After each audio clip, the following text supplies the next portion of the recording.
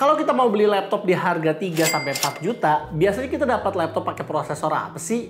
Apakah Celeron, Pentium, atau malah Ryzen 3? Gimana kalau gue bilang bahwa kita bisa dapetin laptop dengan Ryzen 5 di harga di bawah 4 juta?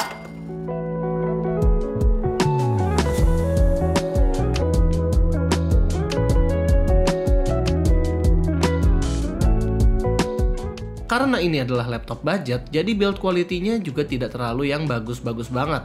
Laptop ini terbuat dari full plastik, hanya aja bobot dan ketebalannya itu terasa lebih premium dari harganya. Hinge-nya tentu nggak bisa dibuka dengan satu tangan, karena laptop harga segini tentunya masih pakai hinge yang kualitas standar.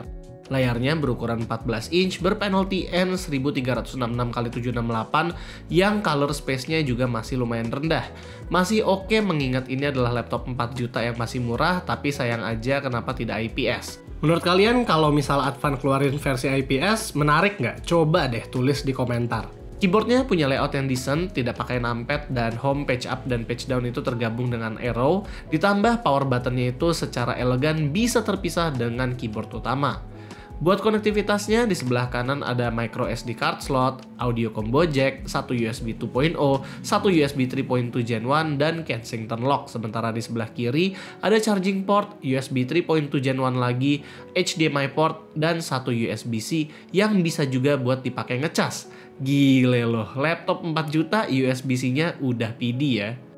Laptop ini menggunakan Ryzen 5 3500U, sebuah prosesor middle budget beberapa tahun lalu yang dimana masih menggunakan arsitektur Zen 2. Namun tahun ini udah bisa kita dapetin di laptop seharga 4 juta rupiah. RAM-nya di sini udah 8GB SODIMM dengan satu slot RAM lagi, alias ini upgradable.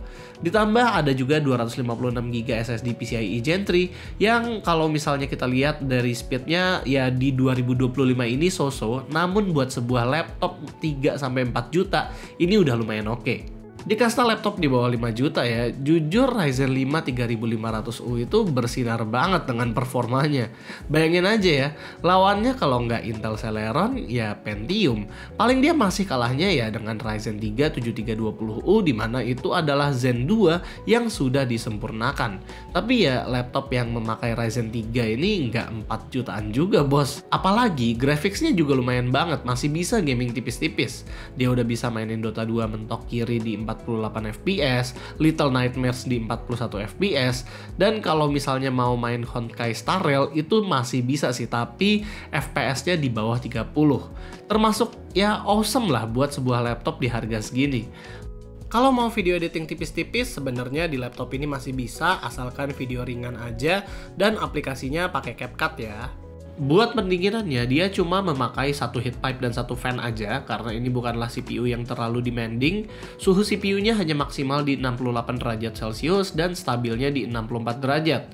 Ini dikarenakan CPU package power-nya itu juga hanya 15 watt aja, termasuk low power namun nggak sampai di bawah 10 watt.